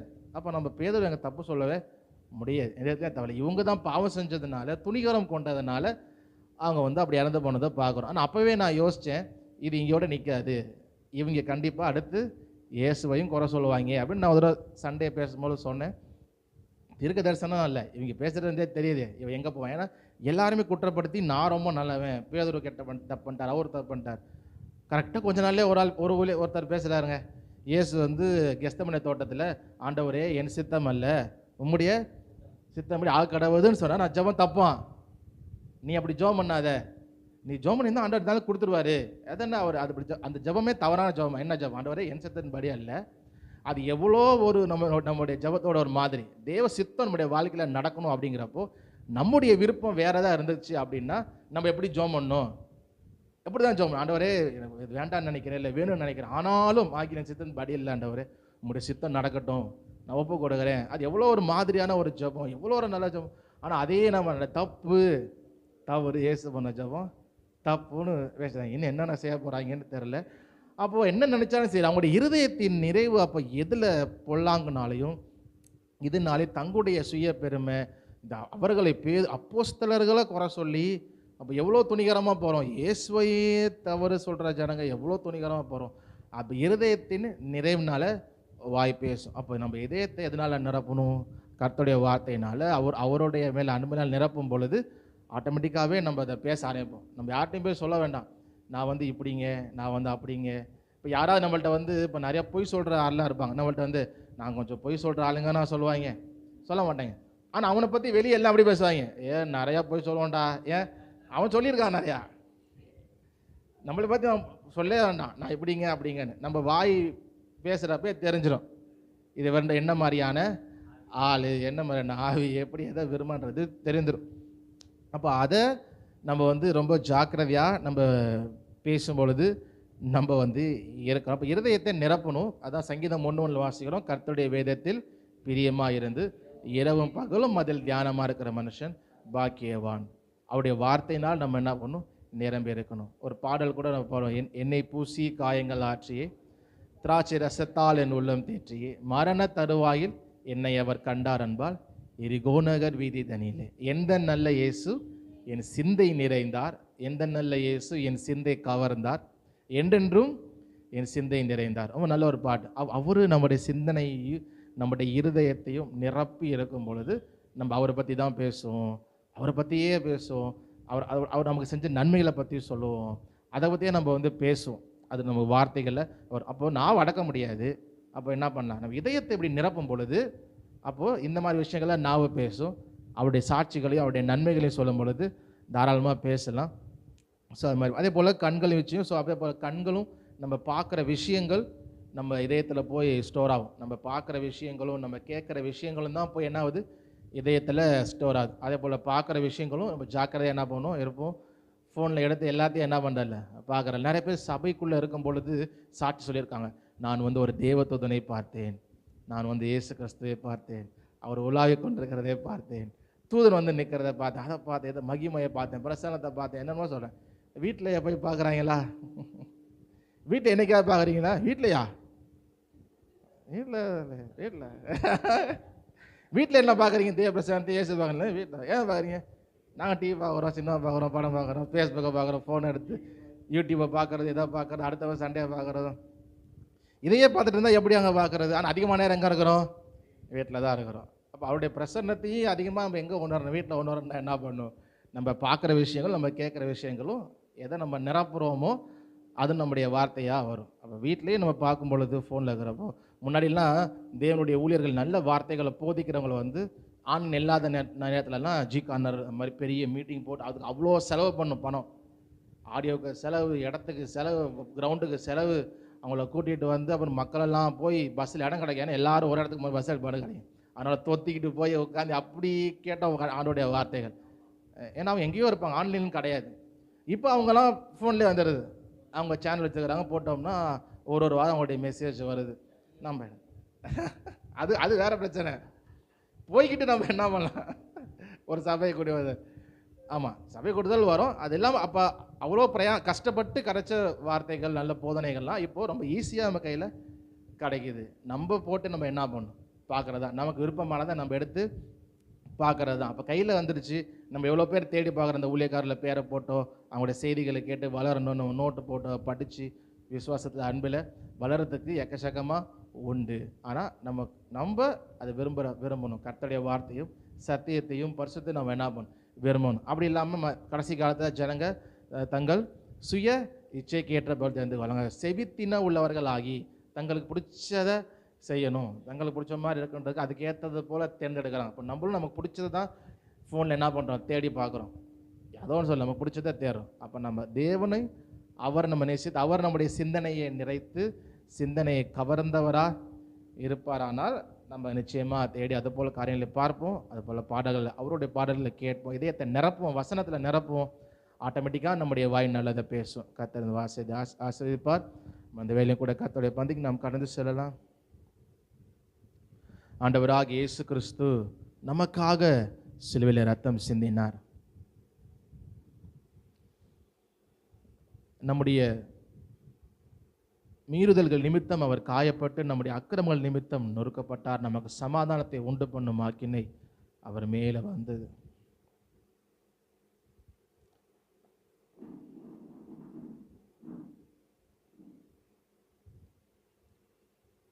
ஆண்டவரே எங்களுக்காக காயப்பட்டீரே ஆண்டவரே.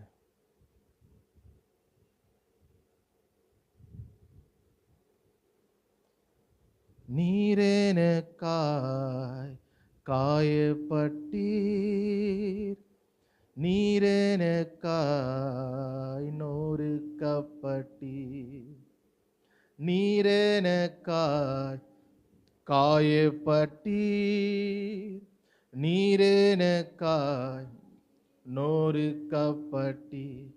நான் நன்றாய் வாழ்வதற்கு சிலுவையிலே உம் ஜீவனை தந்தீர். எனக்காக நீர் சாபமானீர், முள்மூடியால் சுட்டப்பட்டீர். உம்மாலே நான் விடுதலையானேன், உம்மாலே நான் சுகம் பெற்றேன், உம்மாலே நான் மன்னிப்பு பெற்றேன், உம்மாலே நான் சமாதானம் பெற்றேன். நீர் சிந்தின ரத்தம் எனக்காய் பரிந்து பேசுது, நீர் சிந்தின ரத்தம் தினம் என்னை வாழ வைக்குது, நீர் சிந்தின ரத்தம் எனக்காய் பரிந்து பேசுது, நீர் சிந்தின ரத்தம் தினம் என்னை வாழ வைக்குது, எனக்காய் பரிந்து பேசுது, தினம் என்னை வாழ வைக்குது. ஆண்டவரே, நீ ரத்தம் சிந்தி எங்களை மீட்டுக்கொண்டீர், எங்களை நீதிமான ஆக்கினீர். எல்லா பாடுகளையும் நீங்கள் ஏற்றுக்கொண்டீங்க, உங்களுடைய சரீரத்தில் ஏற்றுக்கொண்டீங்களே தகப்பனே. உம்மை வெறுமையாக்கி இந்த பூமிக்கு வந்து எல்லா பாடுகளையும் எங்களுக்காக ஏற்றுக்கொண்டீர். மெய்யான விடுதலை எங்களுக்கு தந்தீர், உங்களுடைய பிள்ளையாக மாற்றினீர்.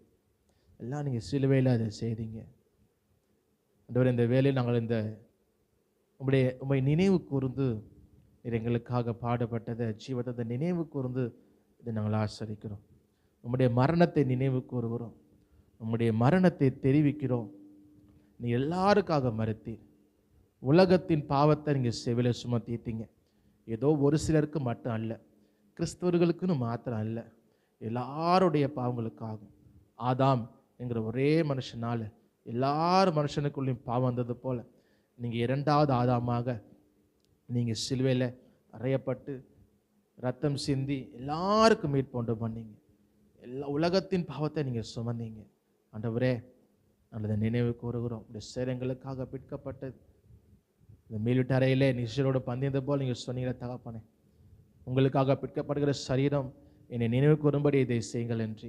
அதே போல் பாத்திரத்தை எடுத்து கொடுத்து, இது உங்களுக்காக சிந்தப்படுகிற என்னுடைய ரத்தமாக இருக்கிறது, உங்களோடு கூட புதிய உடன்படிக்கை ஏற்படுத்துகிறேன், பாவம் மன்னிப்பு உண்டாகும்படி ரத்தம் சிந்தப்படுகிறது. விலையேற பெற்ற ரத்தம், குற்றமில்லாத ரத்தம் எங்களுக்காக சிந்தப்பட்டது. நாங்கள் இதை நினைவு கூறுகிறோம். வேலை கூட இயேசு கிறிஸ்துவின் சரீரம் மாம்சம் நமக்காக பிட்டப்பட்டது. அதை நாம் நினைவு கூர்ந்து இந்த அப்பத்தை நாம் புசிப்போம். அவருடைய ரத்தம் நமக்காக சிந்தப்பட்டது. அதை நினைவு கூர்ந்து திராட்சை ரசத்தை பருகுவோம்.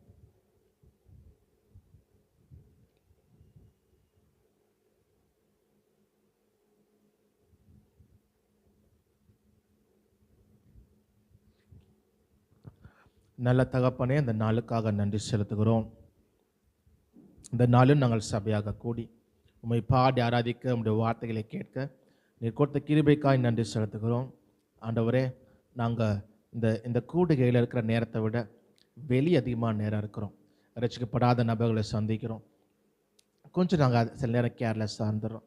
நாங்கள் அப்படி இல்லாதபடி வெளியே இருக்கும் பொழுது இன்னும் அதிகமாக ஜாக்கிரதையோடு எங்கள் பேச்சில், எங்களுடைய செயல்களில், எங்களுடைய உடைகளில் நாங்கள் எதை பார்க்குறோம், எதை பேசுகிறோம், எதை கேட்குறோம், உண்மை பற்றின காரியங்களினால் எங்கள் இருதயத்தை நாங்கள் நிரப்பணும். அதுக்கு நீங்கள் கிருபை செய்யுங்க. ஒவ்வொருவரையும் பலப்படுத்துங்க. இந்த வார்த்தை, இந்த வசனம் எங்கள் இதயத்தில் தொடர்ந்து இருந்து நாங்கள் வளர்கிறதுக்கு அது ஏதுவாக இருக்கட்டும். எங்கள் எல்லாரையும் தாழ்த்து கொடுக்குறோம். இந்த நாளும் கூட வந்து கலந்து கொண்ட ஒவ்வொரு நீங்கள் ஆசீர்வதிங்க. என் தகப்பனாக கூட இருந்து எல்லா தேவைகளையும் அறிந்திருக்கிறீர். ஏற்ற வேளையில் உணவதையும் எல்லா தேவைகளையும் சந்திக்கிற தேவனாக இருக்கிறீர். தொடர்ந்து நீங்கள் சந்தித்து நடத்தி நாங்கள் இன்னும் சபையாக உங்களே வளர நீங்கள் கிருபை செய்யுங்க. எங்கள் தாழ்த்தி ஒப்பு கொடுக்குறோம். ஆசீர்வதிங்க, வழி நடத்துங்க. இயேசுவின் நாமத்தில் ஜெபிக்கிறோம் நல்ல தகப்பனே, ஆமென். என் ஆத்மாவே கர்த்தரை ஸ்தோத்திரி, என் முழு உள்ளமையோட பரிசுத்த நாமத்தை ஸ்தோத்திரி. என் ஆத்மாவே கர்த்தரை ஸ்தோத்திரி, அவர் செய்த சகல உபகாரங்களையும் மறவாதே. ஆமென், ஆமென். நம்முடைய பிதாவாகிய தேவனுடைய அன்பும் கர்த்தராகிய இயேசு கிறிஸ்துவின் கிருபையும் பரிசுத்தாவின் ஐக்கியமும் பாதுகாப்பும் பராமரிப்பும் நாம் யாவரோடும் உலகமெங்கும் இருக்கிற நம்முடைய சகோதர சகோதரிகளோடும் இன்றும் என்றும் சதா காலங்களும் இருந்து காத்து நடத்துவதாக. ஆமென், ஆமென். அல்லேலூயா, அல்லேலூயா. Praise the Lord, praise the Lord. கர்த்தர் நம்மை ஆசீர்வதிப்பார்.